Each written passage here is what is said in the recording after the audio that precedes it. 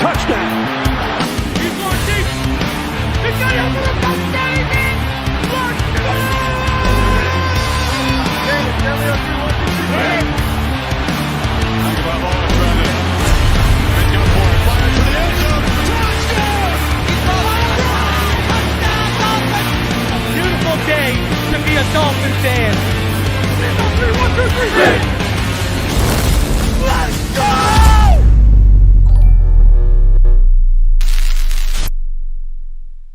What is good, Fin Nation? What's good? It's your boy Reason. We're back here for another one on this beautiful Saturday. Hope y'all are doing real well.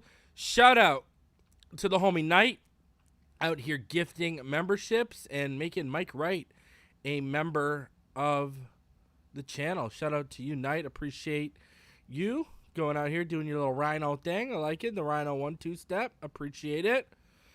Hope all y'all are having a fantastic start to your weekend. We got a little bit to talk about. Shout out to Robert Thompson and his son out here just killing the bowling competition. Good for him, sir. You know what? Let's do it because it's the weekend. We feeling it.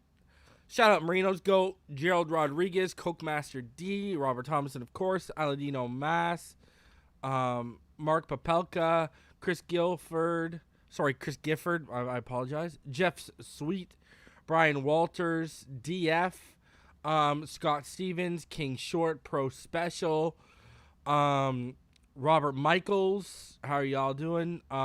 G. Reed, Knight, Fox and Around, Samuel Rosa, Russell, Jeffrey Ward, how are you? Larry, what's going on, bro? Brandon, Shontel, Polly King 305, Juan Cruz Moran, Gavin Hatch, Scorpion King, Dean Antonelli, Oscar, Jim McEwen, and IMAX. Shout out to you. Russell uses his 8-month membership to say, give Cook the $7 million and get it over with. What up, Joe? What up, Wayne D? Miami, Maine. How are you? All right. So, over 105 of you in the room. Please smash that like button on the way in. Let's get this video over 500 likes if we can. We've done some great stuff on the latest videos in terms of likes. So, I'm leaning all y'all on. Again, help me a brother out. Hit that like button. Smash it. Pancake it. Whatever you got to do to it, hit it. So we got a lot to talk about, a lot of Dalvin Cook. What's going on, Dennis? We got a lot of Dalvin Cook to cover today, that's for sure.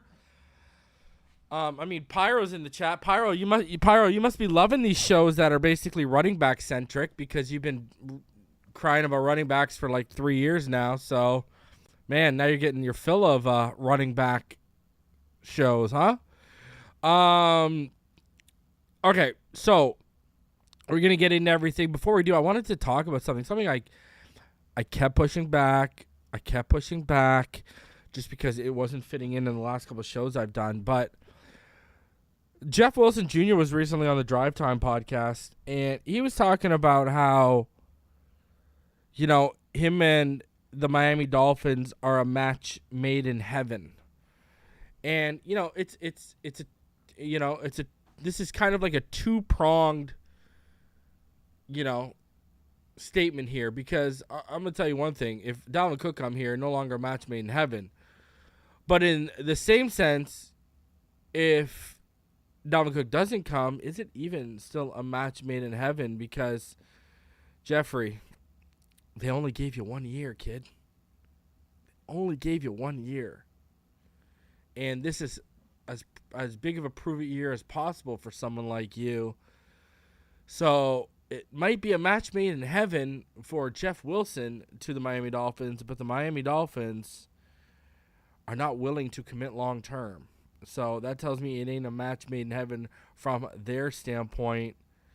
Jeff can, and why I said is they're not committed in past yet. They can cut him right now for nothing.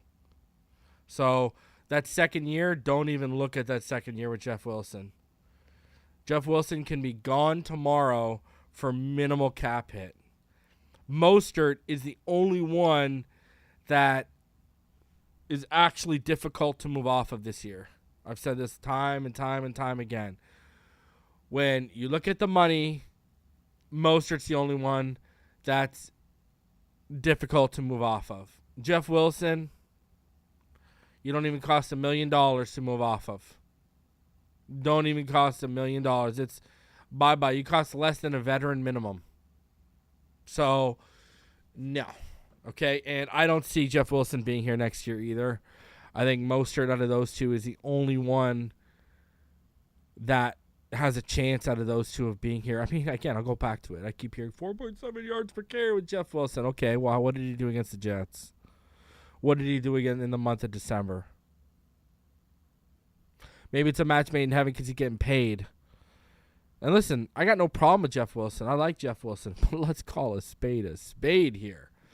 When we had to lean on Jeff Wilson in that Jets game, 10 carries for 26 yards is just not going to hack it. And listen, we can sit here and we can blame the offensive line, which I think was starting to get their legs under them a little bit there. But, you know, great running backs can also mask deficiencies of the offensive line. They can also help an average offensive line look much better than what they really are. If you have elite vision, if you see things before they happen, if you see the lanes, and if you're the type of runner where you can, you can basically fit a baseball through a paper thin size slit by making yourself skinny. Yeah, you can get through small holes too, small lanes too.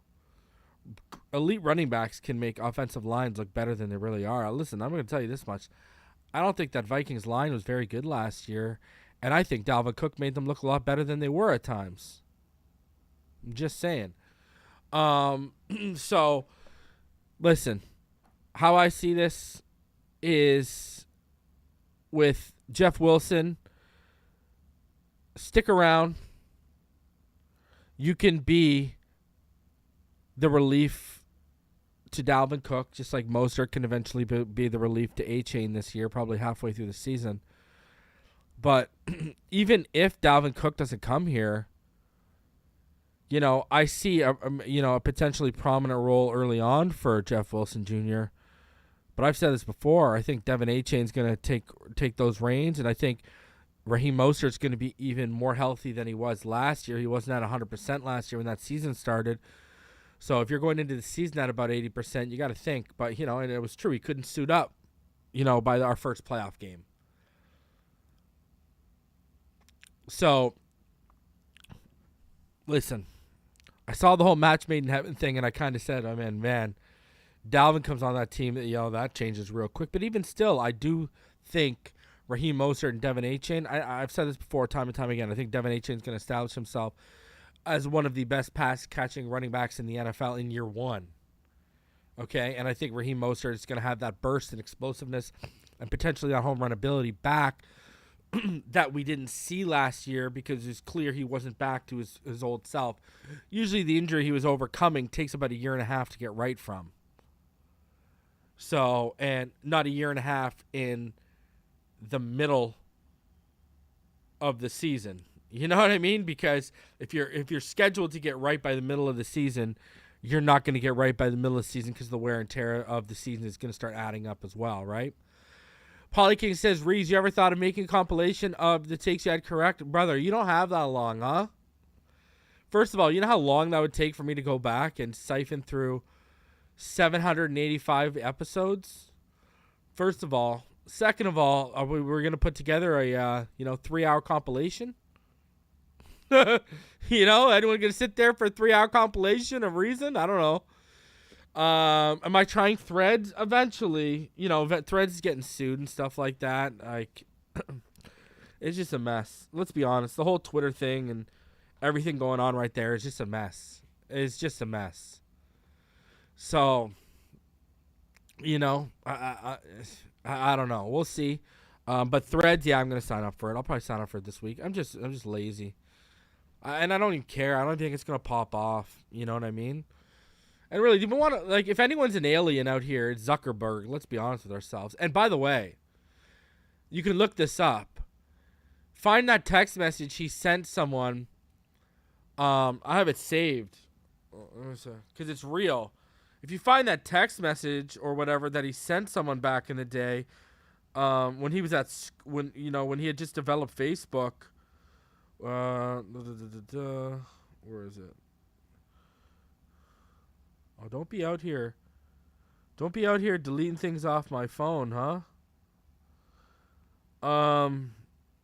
Where was it? Anyways, you can literally find a message of Mark Zuckerberg, basically. Here, let me see.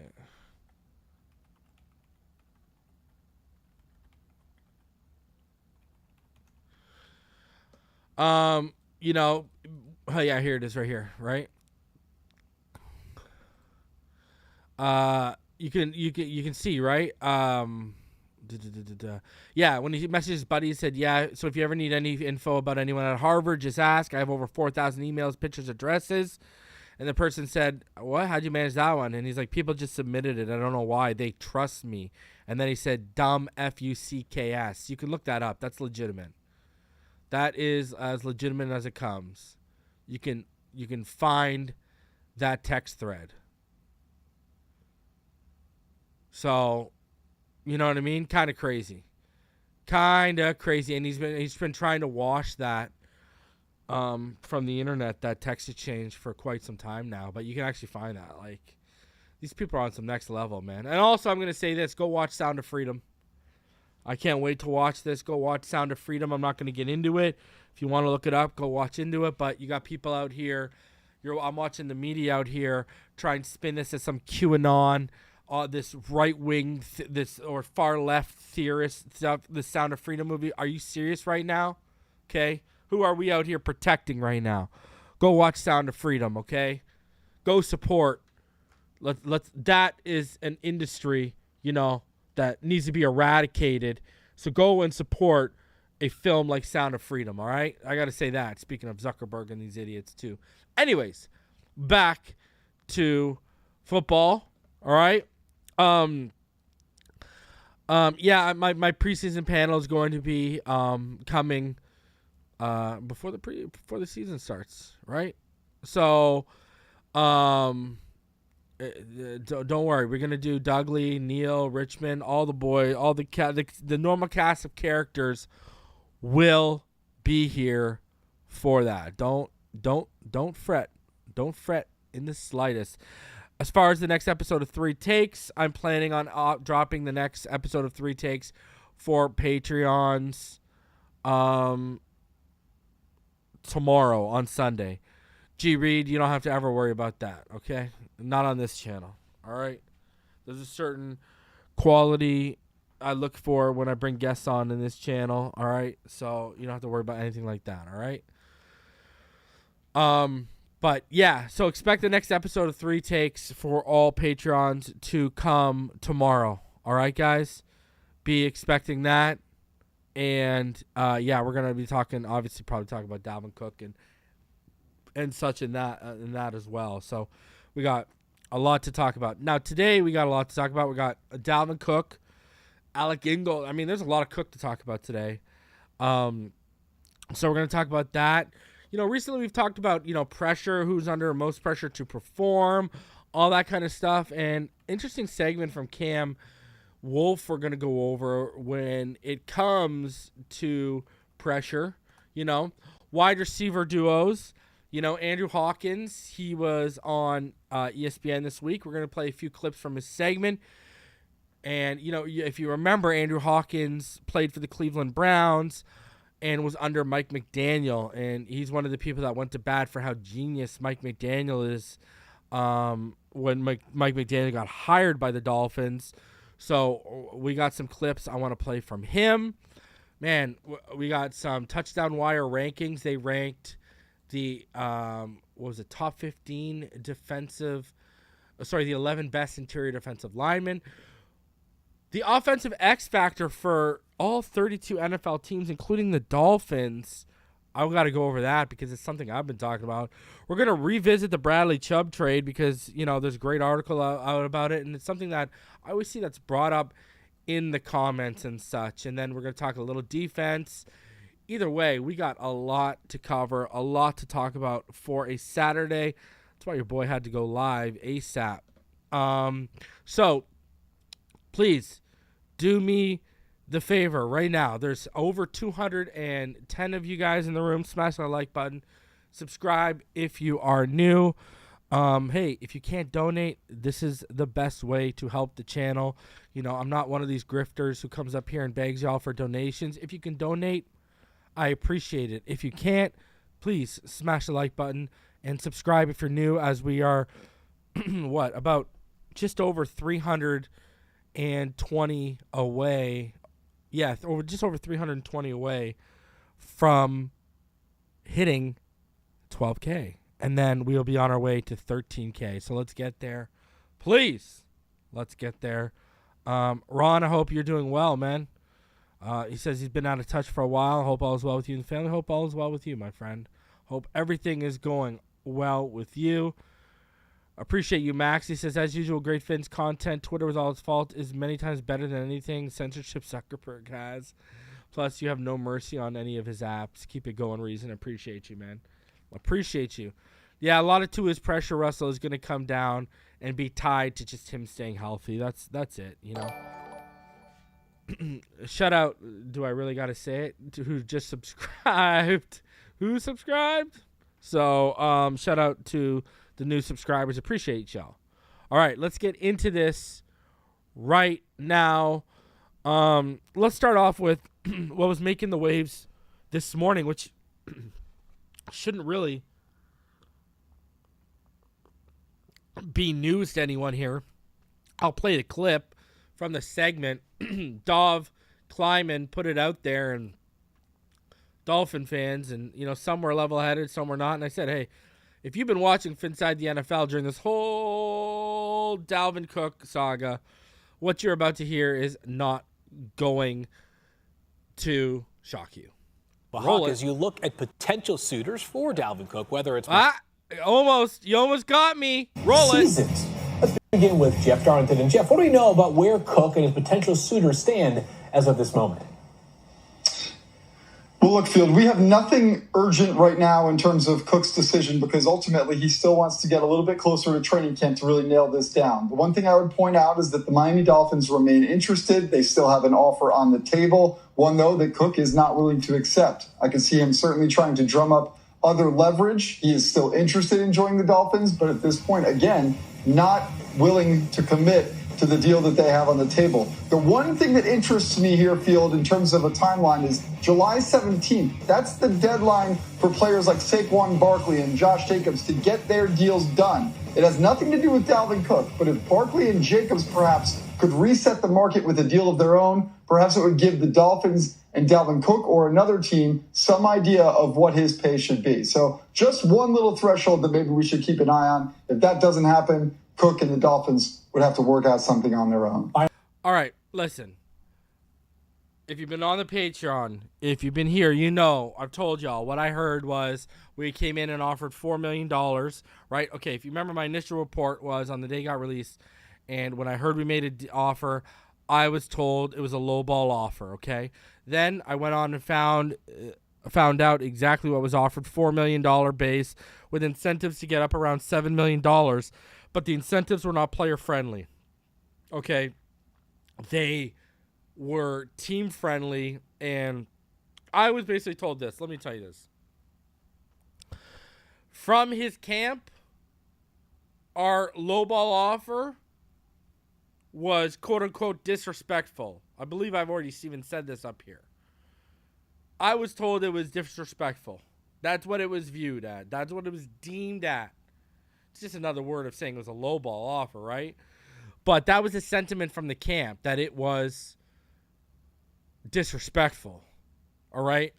I have also said that not only are the Jets our biggest threat, and not only if, they deem Breece Hall won't be able to go week one, or he won't be able to take on a full workload for the first half of the season, then we're in trouble because they could get desperate. They could come up. They could offer him $7-8 million with incentives to get him up around 9 or 10, and then we are up the creek with no paddle. Okay, but until that happens, I have also said the Jets and the Broncos, the other teams involved here, everyone is in that vicinity. That is why I reported he will not play for less than $5 million, and then a few days later the reports went public. What?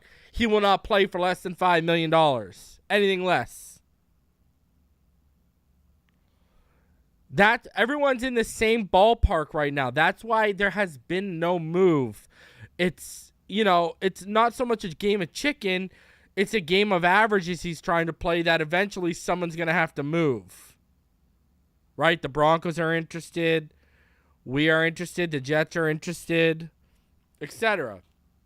And he feels out of those three, one are going to move. Now, I'll say this, like I said before. If all the top suitors remain in the same vicinity financial-wise, the Dolphins will come out. If someone goes higher than that group, goes $2 or $3 million higher than that group, the Dolphins will have the chance to match or come in and around that number to make Dalvin Cook feel comfortable enough to take lesser money, but in and around that offer. Okay? I.e., someone's offering 7, we come in and we say, here's 6, he's coming to Miami. That's what I'm saying, okay? Now, if someone comes in and says we offer 9 and we offer 6, I don't like our odds. Because people keep going back to the tax, and I get the tax, you're right. But guess what? That tax only is for 8 games. It's not for the full season. Remember, you got to pay your taxes in the way the NFL works. You get taxed in the other states you play in.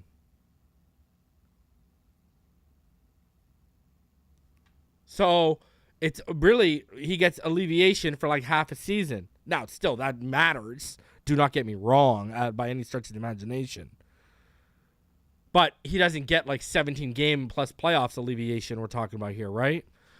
So, listen, you just got to come in with the vicinity. This has always been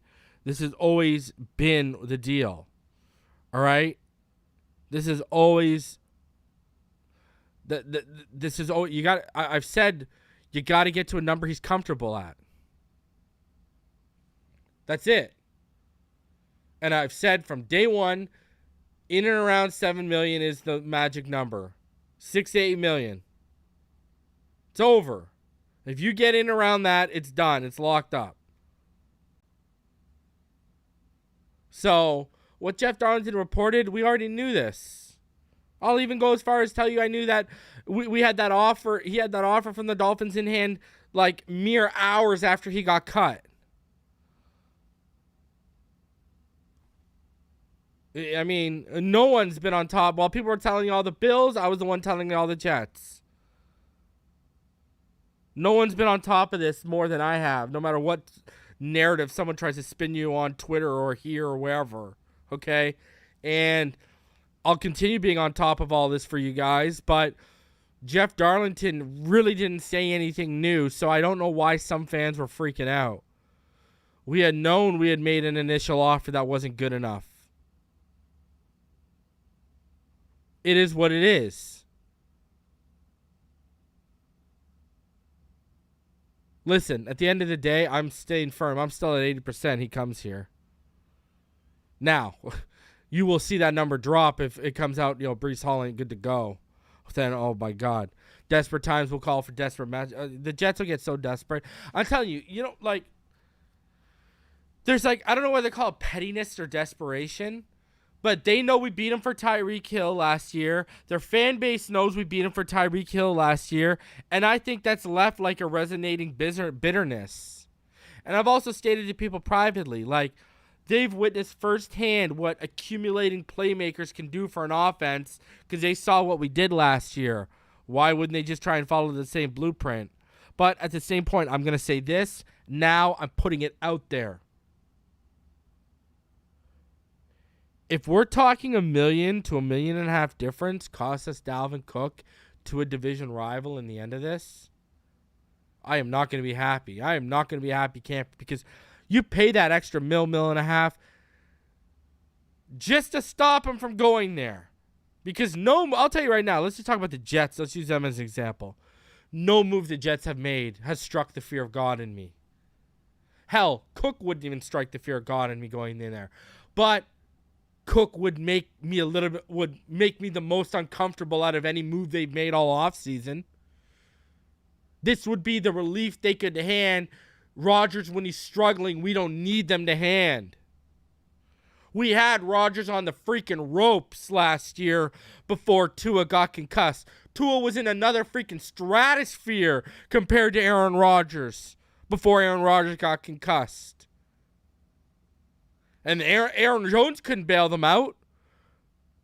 The last thing we need to be in a game like that and take the concussion away, but, he's not in the same stratosphere, but all of a sudden Cook gets mixed in and things start going in the Jets' way, etc. We've seen that song and dance before. You got the foot on the throats of the AFC East. Pay the extra money and put the goddamn boots on their jugulars is where I'm at. That's where I'm at. You have got your foot on the throats of the AFC East. It's time to put the foot on the jugular. This is a move that puts your foot on the jugulars.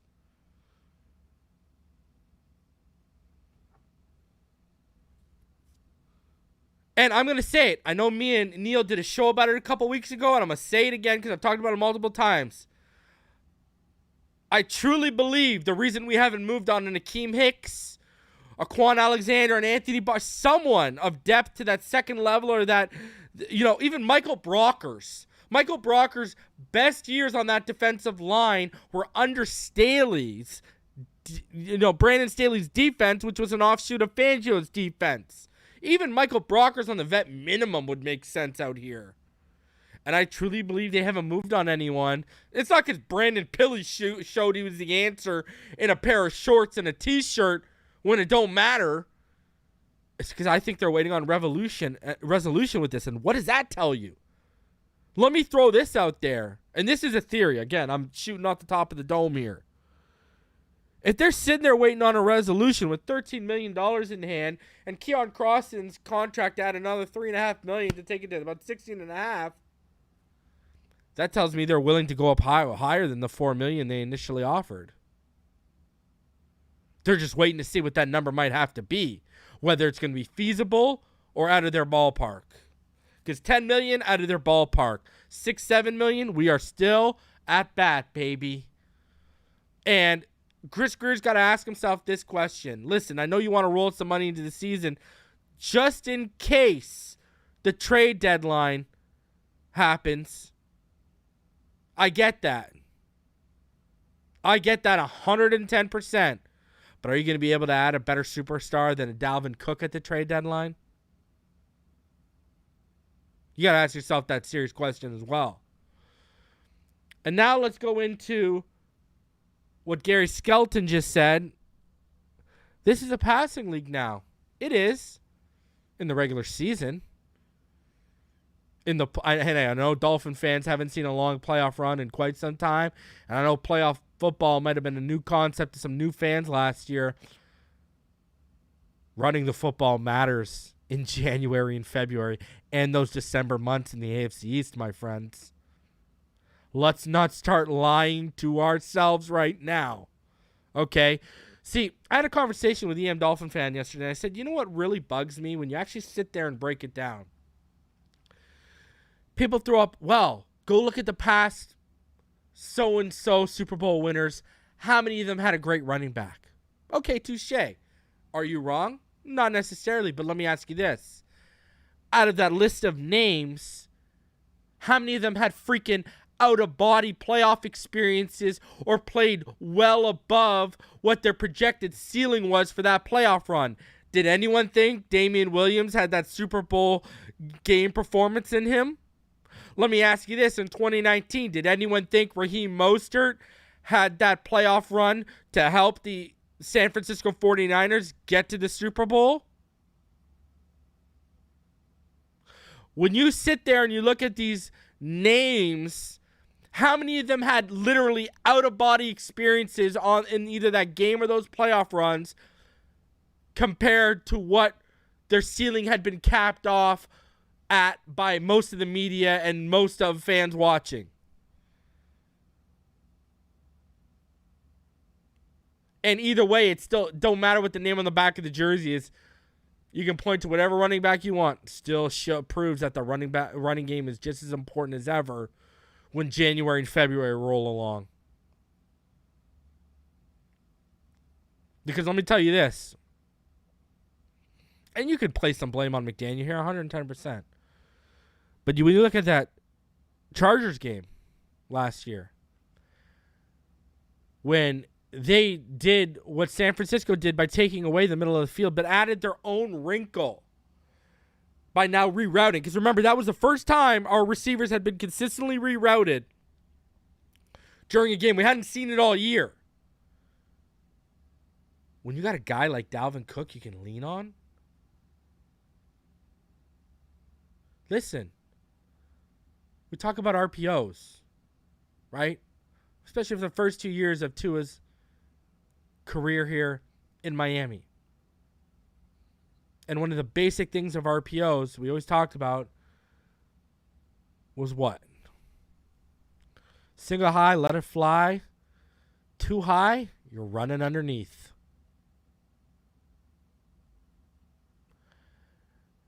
What Dalvin Cook also does for these boxes, and for how defenses can prepare for our passing game, is huge. And we haven't established that. Sure, could we establish it this year with Devin A-Chain? 110%. Listen, no one is a bigger Devin A-Chain fan than this guy over here. I've been talking about Devin A-Chain for how long on this channel? No one was on that kid like I was. None of y'all. All right? No one. But I'm also the first to be objective and admit we don't know what he is at the NFL yet. That is a fact. We don't know what he is yet. He's an unproven commodity. Even if he is the next Barry Sanders, as of July 8th, he's an unproven commodity.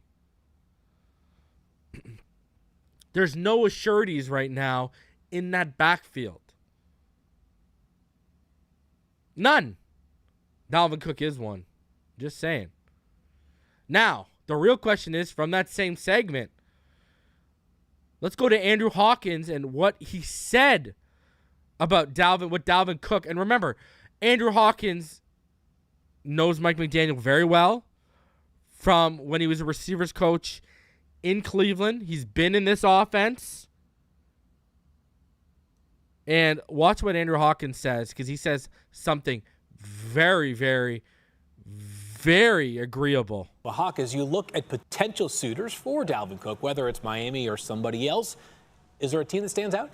You know what? When you're this good, like Dalvin Cook is, every team is a fit. But the team that stands out, the place he should go, the best fit for him and where he's at in his career is the Miami Dolphins. He is a fantastic runner in this zone offense. And Mike McDaniel, everywhere that he's been when he was a run game coordinator, an offensive coordinator, and now the head coach of the Miami Dolphins, they run this concept very, very well. And then with the talent they have on the outside, it just becomes a very well-rounded attack that actually opened things up for Cook. I think about when Kyle Shanahan went to the Atlanta Falcons, and you've seen what the development of Matt Ryan looked like and how great of a season he had. In this offense, specifically with McDaniel, decent running backs look good running backs look great, and great running backs look generational. Right there. Right there. The word generational. All right? We're talking about this offense could be generational when you add Dalvin Cook to the fray here. And that's coming from a guy who knows Mike McDaniel, knows the offense. He was in it at Cleveland. And he's right there talking about using the word generational, people. Cook makes this offense generational. We could be on the cut, and that's why I think they're waiting around. That's why I don't think they've spent the money. They know this. And plus, I've told you all this. Mike McDaniel has been pushing for Dalvin Cook. behind the scenes. Like I told you, the word I got was he sees Dalvin Cook is his McCaffrey. That's his Christian McCaffrey, what McCaffrey was to Mike Shanahan.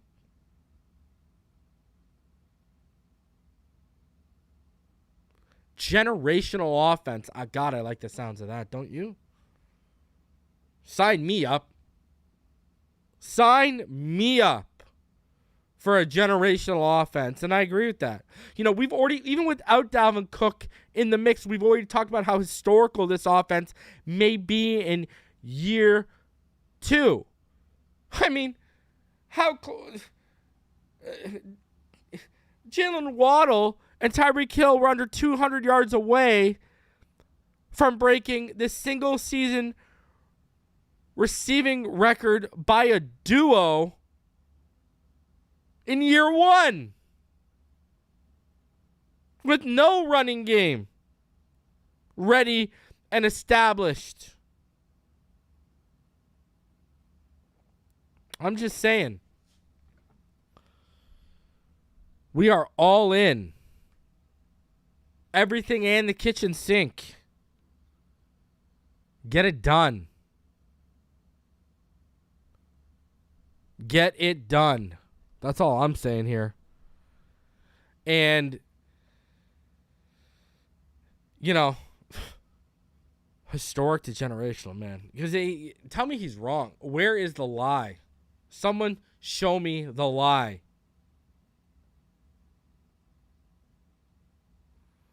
Man, I need it.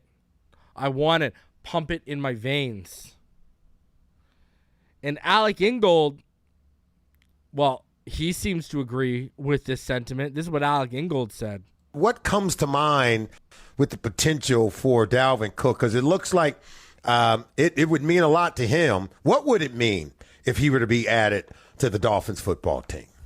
Man, we got a plethora of backs right now, especially with our second-round pick, Devon. We got Raheem Mostert, Jeff Wilson, Myles Gaskin, Savon Ahmed. Like, we got some dogs here. So having Dalvin Cook in the mix, that competition breeds excellence, man. You want as much good quality backs as you can possibly have, especially in our offense when guys can really make something happen with it. You can get the ball, you can touch it a million different ways, right? You got out of the backfield, you got in the backfield, outside zone, inside zone. We're gonna run some routes, so it's man, it's more backs. Give me all the backs. Can we have 15 running backs in the training camp room? I would love it.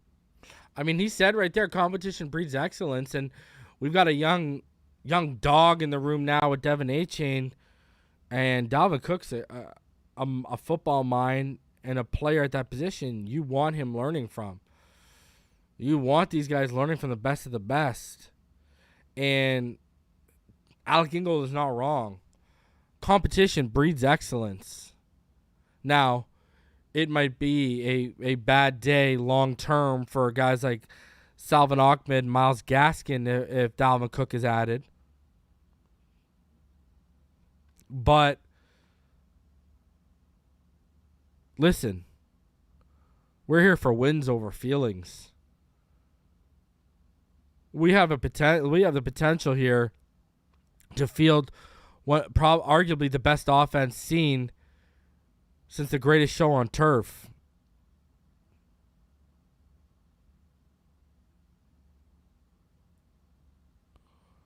Let's not miss this opportunity. If our offense is unstoppable and this defense hits its top 10 capability like I think it will be, we could be talking about a 14 or 15 win season, and we could be talking about cutting through the AFC to the Super Bowl like a hot knife through butter.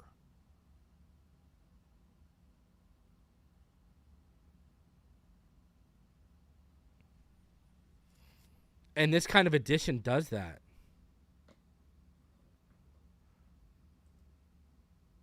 And it certainly puts you closer to being that team.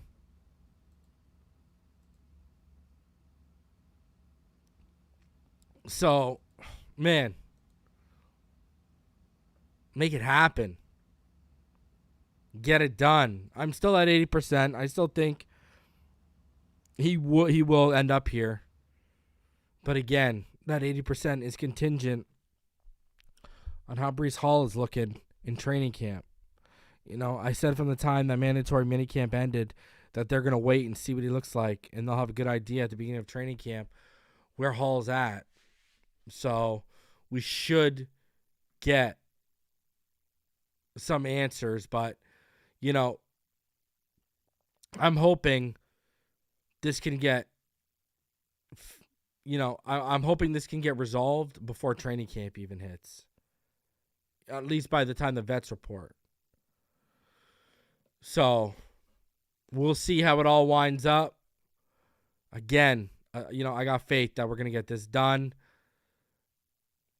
Let's do it sooner than later, man. And I get the game right now. You're trying to get him at your cost, best cost possible.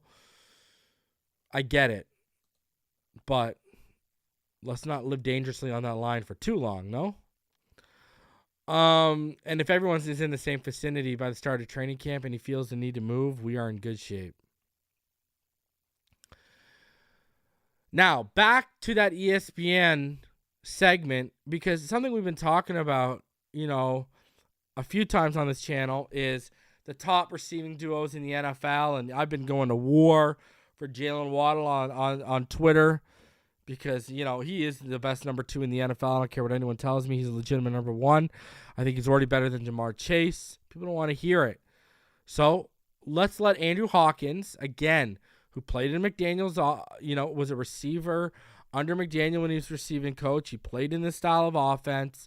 He knows what's expected. And this is Andrew Hawkins' top receiving duo. When I think about duos, I want pairs of guys that can do it all. Okay. And have done it for a long time. Yep. That's me and you, Phil, 6 years and running. Let's start with number 5. Number 5, we got a new duo coming here. Ooh. My man Lamb Chops and the Cookie Monster, CeeDee Lamb and Brandon Cooks. Now, Brandon Cooks is a guy that I feel like we should be talking about more. Okay. We'll talk about that actually later in this episode because he is so consistent. We know what CeeDee Lamb can do, and now that he'll have balance on the other side, I think we're going to see a phenomenal year from Dak Prescott. Number 4, we're going DK and Tyler Lockett. Tyler Lockett also a very underrated receiver. These two guys couldn't be more opposite, but they are perfect together. Tyler Lockett is actually the consistent one throughout the whole process with the Seahawks, and what DK Metcalf brings to the table, he's a freak of nature. He's big, he's strong, he's fast, he can catch a BB in the dark. Number 3, we're going with A.J. Brown and Devonta Smith. Again, two guys that are very opposite. They're not built the same, but they are spectacular. Now you're at the part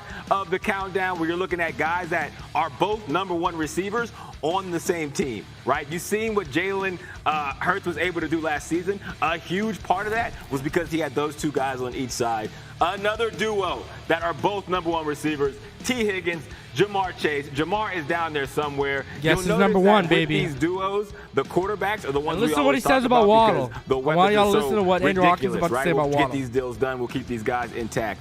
Now we're going to number 1. This shouldn't be a surprise for a couple of reasons. I'm Andrew Hawkins. I am quick.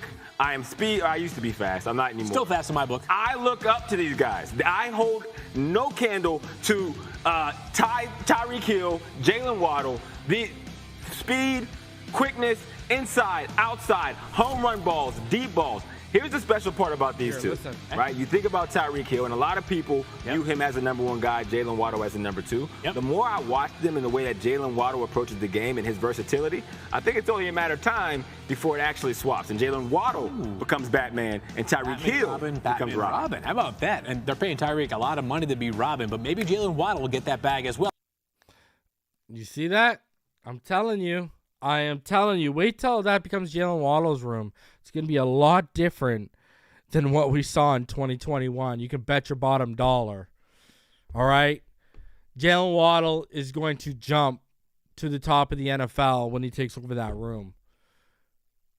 And Andrew Hawkins knows it. I know it. I'm telling you. He's got a few things he just needs to clean up, and you'll see them get cleaned up. He's been working hard on them this offseason. Hard.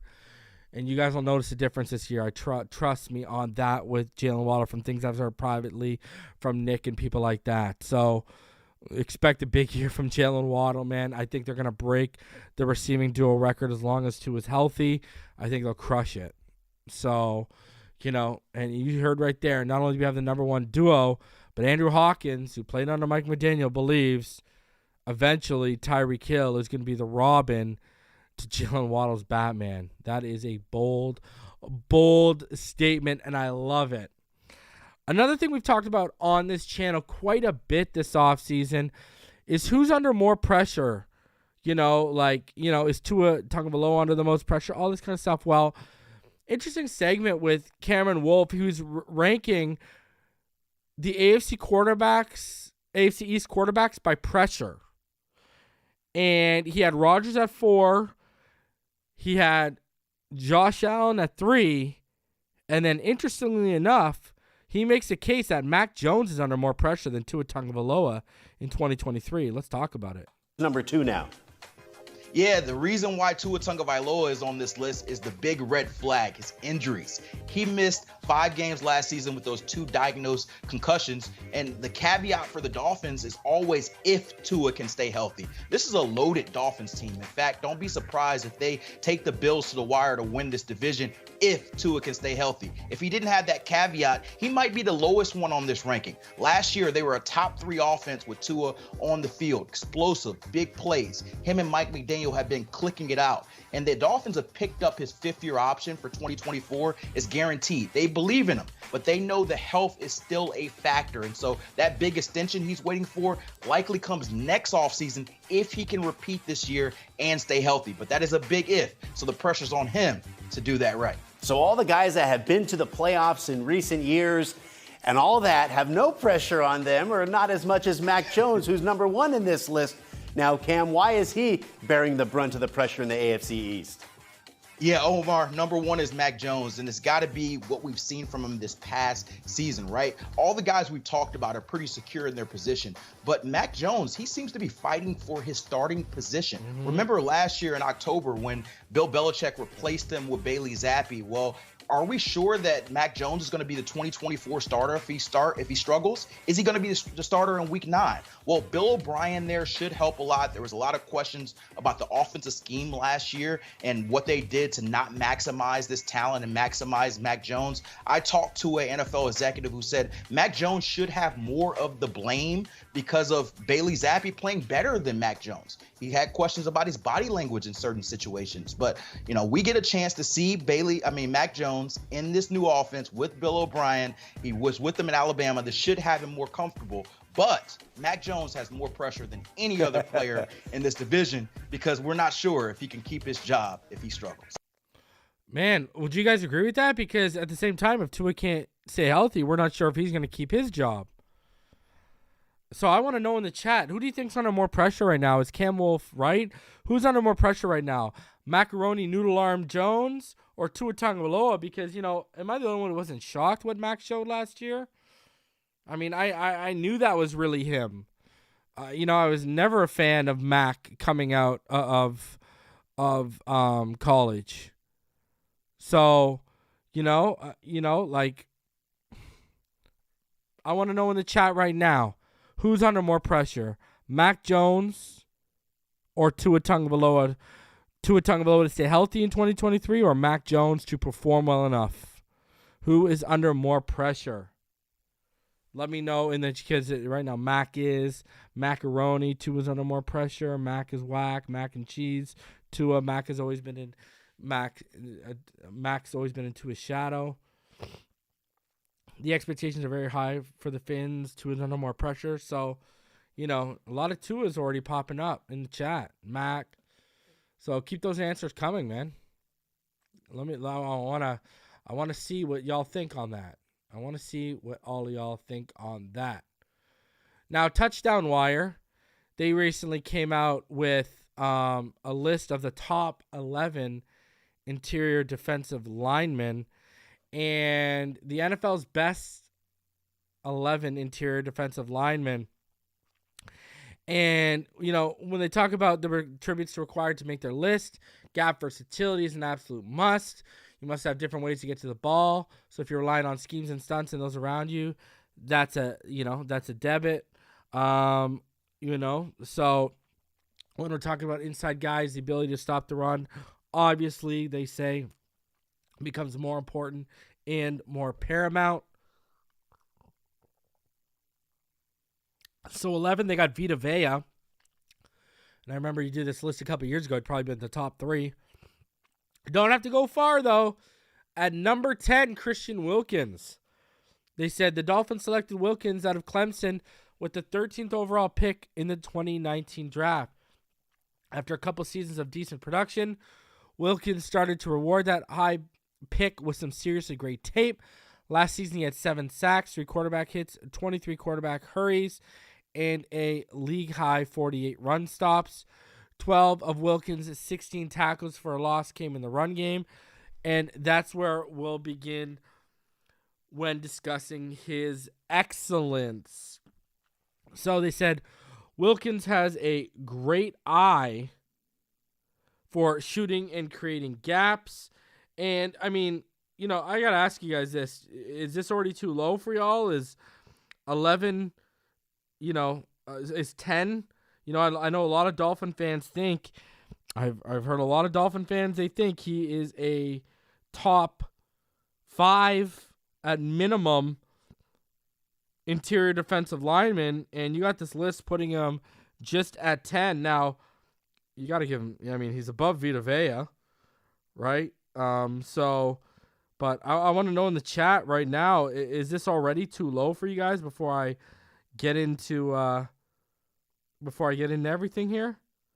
And also, I mean, they said he had 7 sacks. I don't know what they're talking about because last year he only had 3.5. But anyways, they said he has a great eye for shooting and creating gaps and accelerating into the backfield, whether it's in his base front or he's working in Miami's high-rate blitz packages. And they get in some clips. And anyways, in front of them, they got Cam Hayward at 9. They have Javon Hargrave at 8. We got more money. Quinton Williams at 7. Daron Payne at 6, who got paid. DeForest Buckner at 5. Jeffrey Simmons at 4, who got paid. Aaron Donald at 3. Dexter Lawrence at 2, who got paid. And number 1, they got Chris Jones. So you got multiple guys who got paid, got re-upped this year into the 20 millions, and Touchdown Wire has them ranked higher than Christian Wilkins. But I want to know, is ranking Christian Wilkins number 10 as a 10th best interior defensive lineman, is that too low for all of y'all? Let me know in the chat. I want to hear you guys' thoughts on that. Now, we constantly talk about, I've been saying it for 3 years, this offense will go as far as the offensive line will take them, blah, blah, blah, blah, blah. It's been the same song and dance every year.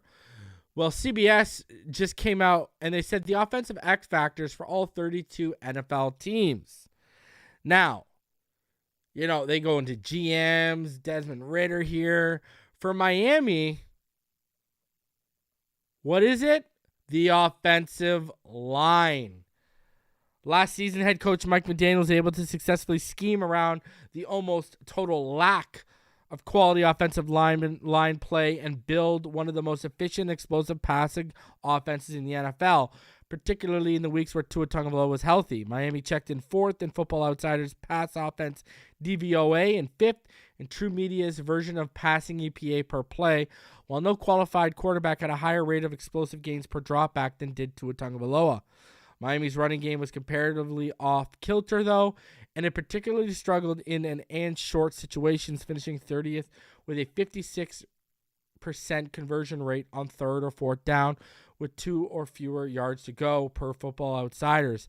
The line is the key to improving both in those situations and to keeping Tua upright, and it needs to take a step forward this year. So even CBS is sitting here saying, listen, they're going to go as far as that offensive line. In so many words, that's what they're saying. And I want to know in the chat, what's your biggest offensive X factor for the Miami Dolphins this season? Is it what we just went over, the offensive line? Is it the run game because of what we saw the run game do last year? Is it Mike McDaniel's play calling and time management? Is it Tua Tagovailoa's health? What is the biggest X factor offensively when you look at this team for all of y'all? Let me know in the chat. I want to know whether you're watching this now or after the fact that we've been live. I want to hear your thoughts. What is your biggest offensive X factor for the Miami Dolphins? Continuing on, Bradley Chubb trade revisited. We had to talk about this article because I've seen so many people in the chat on different platforms talk about Bradley Chubb. I've seen people call it a bust, just hate on it. So who were the real winners and losers from Miami Dolphins and Denver Broncos trade? Denver Broncos surprised onlookers when they decided to trade Bradley Chubb to the Miami Dolphins. The Broncos and Dolphins were headed in opposite directions as a franchise, however, and it allowed both teams to better achieve their goals. Denver received assets to build for the future, and Miami was able to round out a team better capable of challenging in the AFC East. Even so, Denver found itself moving multiple elite pass rushers over just a couple of seasons, first losing Von Miller, then Chubb. Not only that, they let Shaquille Barrett walk in free agency just a few seasons prior, establishing a consistent pattern of developing requiring high-level pass rushers before letting them go. It's not as if the Broncos were ever wrong to do it, but it certainly makes for an intriguing storyline. At the same time, it helps shift the balance of power in the NFL's toughest division. It could mean we have a new set of dynasties emerging. So the trade details were the Dolphins got Bradley Chubb and a 5th-round pick, while the Broncos got Chase Edmonds, a 1st-round pick, which was 29th overall, which they used on Clemson defensive tackle Brian Bresee, and the 2024 4th-round pick. The Broncos traded the 29th overall pick they received from San Francisco, by the way, of the Dolphins to the New Orleans Saints, along with a 2nd-round pick in 2024. In doing so, they received a new head coach in Sean Payton and a 2024 3rd-round pick. So the players involved, Chase Edmonds was directly traded for Chubb, so he's the most clearly impacted player, though players like Jaylen Phillips, Christian Wilkins, Emmanuel Ogbah, and others were impacted by the decision as well. Edmonds' career was already in a rocky place when he was traded. The Broncos let him play out the season as part of a rotation, replacing the injured Javonte Williams before releasing him in March. The pick was then traded for Chubb was ended up being used to select defensive tackle Brian Bresee by the Saints. The winners and losers from that Chubb trade. According to Seth Waller at ESPN Stats and Info, Phillips was double-teamed by pass rusher protectors at about a league average rate throughout the year until the week Miami traded for Bradley Chubb. After the trade, Phillips' double-team rate dropped, and he ended the season with one of the lowest double-team rates among high-performing edge defenders. And you can see it right there, right? All the way to the left right there, you can see him. So Phillips is certainly a winner of this process. And the added pass protection attention Chubb received freed up Jaylen Phillips to do more, which is why his pass rush win rate went up after the trade. Wilkins, a high-level defensive tackle, should also see a bump in performance just from the effect of having Chubb on the team. Despite significant injuries across Miami's defense, Ogbah, Brandon Jones, Nick Needham, and Trey Flowers all missed the second half of the season, the defense actually improved after adding Chubb, mobbing up from 23rd in EPA per play allowed to 19th. It's difficult to find pass rushers of Chubb's quality in the draft, especially given the fact that the pick they traded, San Francisco selection, was going to be a late first-rounder. It's not a clean win, of course. Miami had to offer Chubb an extension with his, to match his market value, and will absorb a big hit in 2024 as a result. Still, Miami has acquired a player they thought the player they thought they were acquiring, and did so at a market rate. They come out as slight winners after accounting for the on-year's contract. The contract might be a reason to consider Chubb a bit of a winner as well. He may have been able to get a better contract in free agency, but he receives his second contract money much sooner than most first-round picks, and it helps make up for some of the annoyances that came with the fifth-year option. Receiving $33.4 million in guarantees, including $13.7 up front, has to be a nice welcome to Miami and the signing is, that bonus is tax-free. Denver was not so lucky. They went from first in EPA per play through the first 8 weeks of the season to 25th, plus their sack rate was cut in half in the second half of the season. That said, after using the pick to acquire a new head coach, the trade-off might be worth it for Denver. Payton is already on his way to a Hall of Fame as a head coach and could turn the team around. After having gone through a season on Nathaniel Hackett, the Broncos know the difference between a good coach and a bad one. Payton could help turn Russell Wilson around, and that alone could be worth the price of the trade. Even if he doesn't, he'll remain the coach of the Broncos as they navigate the future that they have in store, and that has immense value. It's possible that Payton's best days as a coach are behind him, in which case the trade looks worse in hindsight. But the odds are pretty good, and the Broncos certainly come out winners here, even though the personnel on the team has certainly become worse on paper. Baron Browning comes out a winner as well. He had been playing well before the Chubb trade, and because of an injury to Randy Gregory, ended up starting before Chubb was traded.